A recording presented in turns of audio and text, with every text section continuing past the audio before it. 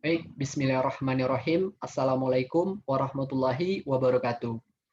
Selamat pagi, perkenalkan saya Virgil Zelindra. Baiklah, pada pagi hari ini saya akan menjelaskan tentang persentase akhir produk poster gizi pada balita, tepatnya di proyek warga negara yang keempat.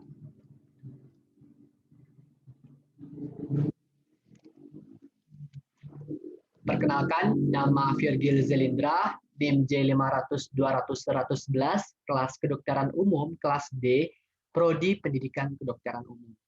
Baiklah, pada kesempatan kali ini saya akan menjelaskan tentang makna poster saya sendiri, tepatnya pemberian makanan pada bayi dan anak di situasi normal dan bencana, dengan tema yaitu uh, dampak gizi baik ataupun buruk pada balita. Baiklah, pada kesempatan kali ini saya akan menjelaskan tentang makna gambar yang pertama.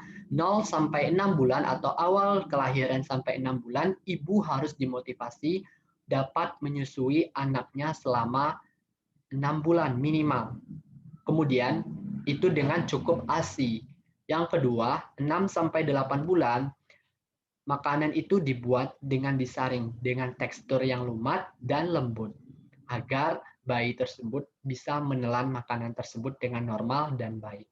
Kemudian yang ketiga, 9 sampai 10 bulan makanan dibuat dengan ditumbuk dengan tekstur yang agak kasar. Kenapa? Supaya agar anak tersebut sudah bisa mengunyah dengan baik. Kemudian 10 sampai 12 bulan bahan makanan tersebut sudah sama dengan dewasa, namun dicincang agak sedikit. Kemudian 12 bulan ke atas, bahan makanan umum dapur juga digunakan untuk bayi. Di sini ada keterangan stop, yakni bahaya tidak ada donasi susu formula dan produksi lainnya, botol.empeng tanpa persetujuan dari Dinas Pendidikan, Dinas Kesehatan, ataupun kota. Pada itu dilarang untuk membeli produk susu atau buatan pada bayi pada kelahiran 0 sampai 6 bulan. Bahaya diberikan susu formula 0 sampai 6 bulan yaitu mengakibatkan barang tersebut belum ada dan ada jaminannya dengan mutu yang baik dari pihak kabupaten ataupun kota dan juga lebih aman jika ASI ibu karena alami dengan kesehatan untuk anak yang kedepannya dalam tumbuh kembang nanti. Kemudian bagaimana cara berhenti beli susu formula? Yaitu dengan cara jangan membeli susu untuk anak di umur 0 sampai 6 bulan dan harus diberi ASI dan tidak membeli susu formula sembarangan. Yang mana harus disesuaikan dengan umurnya. Dan di sini ada lambang UNICEF, PKPU, WHO, ACT yang mana turut berpartisipasi di dalam mendukung kebutuhan terutama gizi pada anak dan balita. Kemudian di sini ada relevansi Pancasila dan program studi kedokteran dalam produk. Baiklah, saya sebagai mahasiswa prodi kedokteran sebagai pelopor, yakninya sebagai mahasiswa kedokteran, kita harus menjadi pelopor kesehatan bagi masyarakat dan menjadi contoh yang baik sebagai mahasiswa kedokteran yang memberikan bekal ilmu untuk memberikan sosialisasi kepada masyarakat yang mana sesuai dengan Pancasila, kemanusiaan yang adil dan beradab. Sesuai dengan sila yang kedua, setiap balita berhak mendapatkan peningkatan pemutuhan hak dan perlindungan anak juga kita harus memberi asupan gizi yang baik, terutama pada balita. Dan yang ketiga adalah penyebab gizi buruk pada balita, yakninya adalah kurangnya pengetahuan orang tua terhadap pola makan sehat dan gizi seimbang merupakan penyebab paling umum kurang gizi pada anak. Bila orang tua tidak mengetahui jenis dan jumlah nutrisi yang dibutuhkan anak, asupan nutrisi yang diberikan bisa tidak mencukupi kebutuhan anak, sehingga ia menjadi kekurangan gizi. Hal seperti inilah yang menjadi fenomena dan kondisi yang ada di Indonesia sekarang ini. Kemudian, adapun muatan Pancasila yang tertuang dalam sila yang kedua, yaitunya kemanusiaan yang adil dan beradab.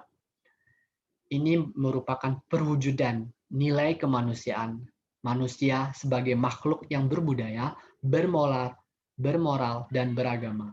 Sila kedua memiliki 10 butir pengamalan.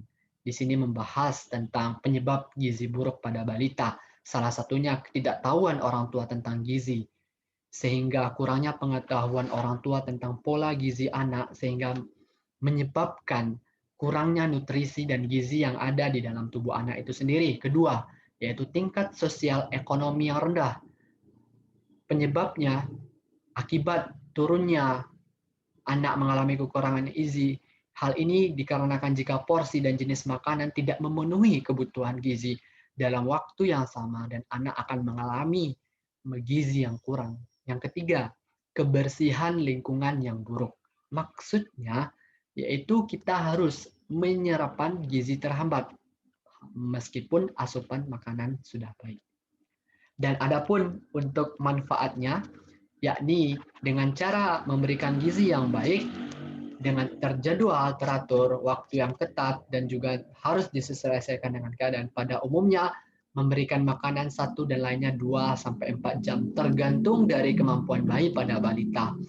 Jadi manfaatnya dengan kita memberikan makanan kaya akan protein, zat kalsium, vitamin C, vitamin A, folat, mineral, dan juga dengan dalam keadaan kondisi yang bersih, aman, tidak ada patogen, bakteri, dan penyakit, mudah untuk makan, disukai oleh anak, mudah untuk disiapkan, bahan makanan tersedia di tempat, dan mudah didapatkan, dan itu akan memberikan efek positif, terutama terhadap balita dalam tumbuh kembangnya untuk masa yang akan datang, dalam terutamanya pengamalan sila, yaitu yang sila kedua, kemanusiaan yang adil dan beradab.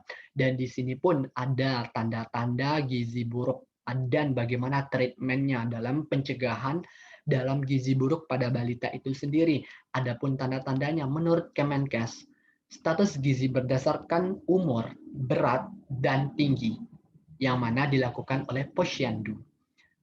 Biasanya, tanda-tanda gizi buruk, salah satunya adalah sering merasa cepat lelah, mudah marah, sering sakit karena daya tahan tubuh yang rendah, kulit kering dan bersisik, pertumbuhan terhambat, perut buncit, ketika sakit atau luka susah sembuh, masa otot yang berkurang, pertumbuhan intelektual dan perilaku yang pelan, gangguan pencernaan.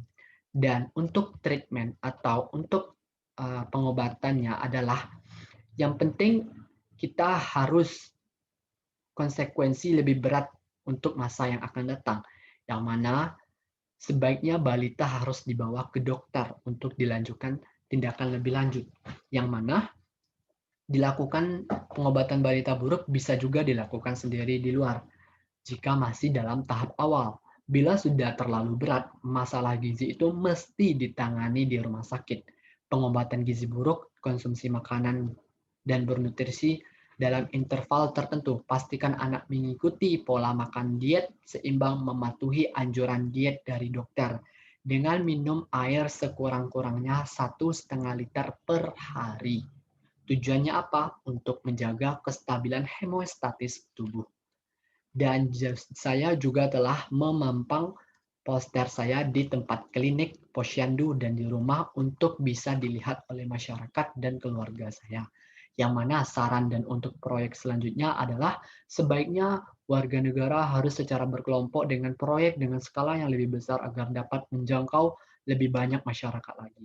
Kemudian sarannya, dengan begitu hal-hal yang dilakukan dengan langsung berdampak terhadap masyarakat luas dan dapat memberikan banyak pengaruh yang baik pada masyarakat luas. Mungkin itu saran dari saya. Kalau ada salah dan jangka, saya mohon maaf.